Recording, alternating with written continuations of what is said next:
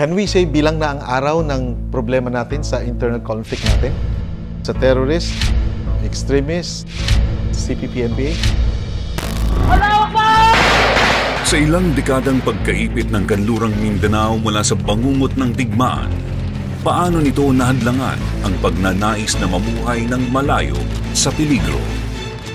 Hanggat andyan yung mga local terrorist groups, threat pa rin yan. But of course, in our end as military, we make sure that di sila makabuelo, hindi sila makapag-conduct ng mga terroristic activities. Sa pagpapatuloy ng espesyal na serye ng Magandang Gabi Pilipinas, abangan ang eksklusibong panayam ni Cesar Soriano kay Lieutenant General William Gonzales, Commander ng Western Mindanao Command ng Armed Forces of the Philippines. I'm confident that we can finish the internal security problem of our country anytime soon.